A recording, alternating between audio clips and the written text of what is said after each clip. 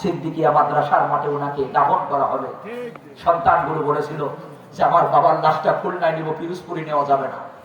অ্যাম্বুলেন্সে ওঠানো হলো। মনে বড় আশা নিয়ে বাবার ওসিয়াত পূরণ হবে।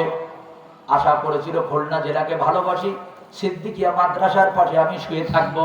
অ্যাম্বুলেন্সে উঠাইছে। খুলনার কিছু মায়ের সন্তানেরা ঝাঁটা নিয়ে, জুতো নিয়ে, হটস্টিক নিয়ে মাদ্রাসা ঘিরে ফেলে একটা স্লোগান দিল, রাজাকারের লাশ খুলনায় আনা যাবে না। এই রাজাকার যদি আসে খুলনা নাপাক হয়ে যাবে। জোরে বলা যাবে কি নাউজুবিল্লাহ। 3 নাম্বার ওদের কথা হলো, রাজাকার যদি খুলনায় আসে লাশটা দাফন করব না, শিয়াল কুত্তা দিয়ে খাওয়ায় দেব। আমার আল্লাহ কিন্তু সহ্য করে নাই। সেখান থেকে মনের কষ্টে তারে পিরোজপুরে নিয়ে যাওয়া হলো।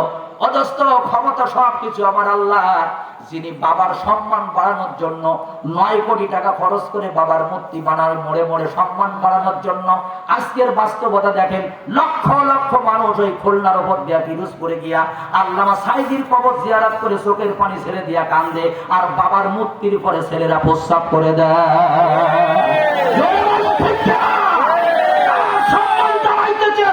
আল্লাহ তার সম্মান বাড়িয়েছে, আর মূর্তির সম্মান বাড়াইতে চেয়েছিল, সেই বাবার মূর্তির পরে প্রস্রাব করে দিয়েছে।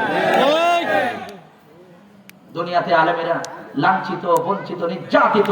আল্লাহর কসম দিয়ে বললাম, এই আলেমেরা হলো আল্লাহর কাছে সম্মানিত। ওদের যুদ্ধ শেষ, 70 জন শহীদ হয়েছে। কয়জন? কথা বল। নবীজি খুঁজে দেখলেন 68টা লাশ। নবীজি দেখে বললেন, সাহাবীরা 68টা লাশ কেন, আর 2টা কোথায়?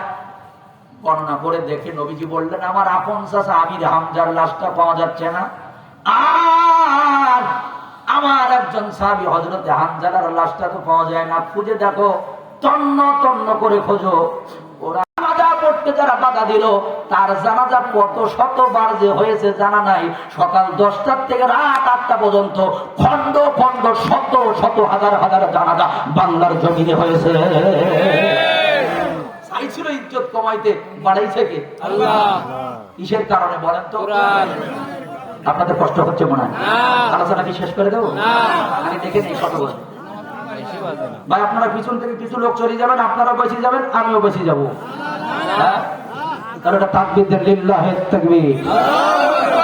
আর যাওয়ার সময় মাদ্রাসায় কিছু দান করে যাওয়া লাগবে। টাকা কিভাবে নিতে আমার জানা আছে, সমস্যা নেই। বসে থাকতে আখেরি দোয়া পর্যন্ত যাবেন, তো আখেরি দোয়া পর্যন্ত থাকবেন।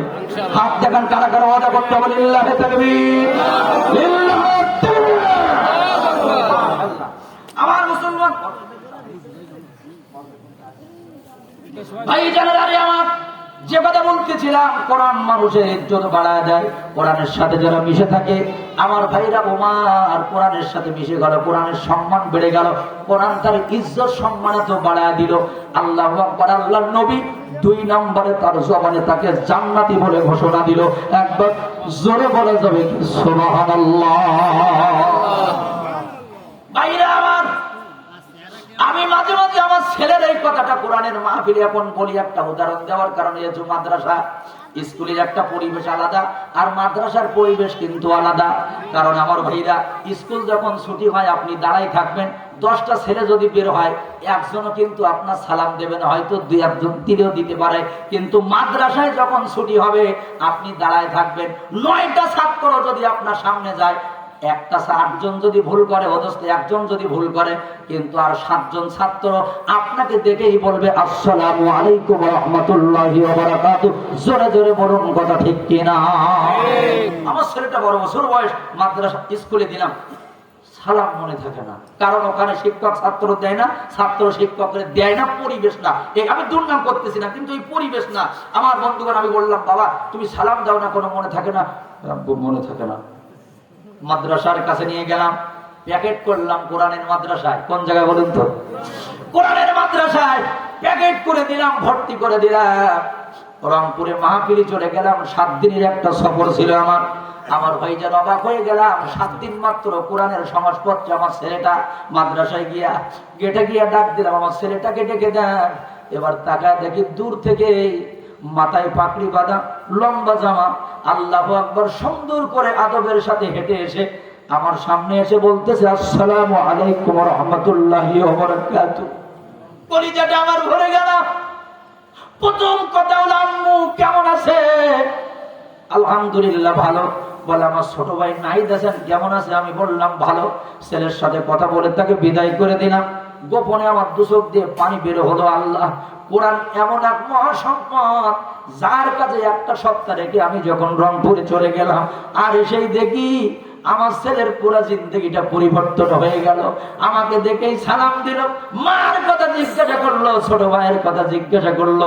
তাহলে এই কোরআনটা যদি আমার ছেলের সেনার ভিতরে আল্লাহ ঢুকাই দিতে পারে, আল্লাহর কসম দিয়ে বলি, যে সন্তান আল্লাহর কোরআন তার সেনায় রেখেছে, আপন ভাইয়ের জমি কোনোদিন সে জাল দলিল করে লিখে নিতে পারে না। রডগুলো খেয়ে বাঁশের কঞ্চি দিয়ে ব্রিজ বানাই দিতে পারে না।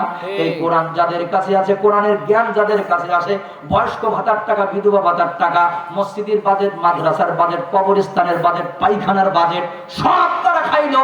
তারপরে আমার বন্ধুরা খাওয়া কিন্তু ওদের ফুরাইল না। কিন্তু এই কোরআনের সাথে যারা সম্পর্ক করে, বিশ্বাস করেন কোরআন তাদের কিন্তু আদবওয়ালা বানায়া দেয়। সামনে একটা নির্বাচন আসতেছে, তাহলে আমাদের একটাই কথা থাকবে, আফা মমতাজ তোমাকে আর ওই চেয়ারে দেওয়া হবে না, ওই সংসদের পবিত্র চেয়ারে আমরা শ্রেষ্ঠ মায়ের সন্তানগুলোকে দেখতে চাই। গর্বিত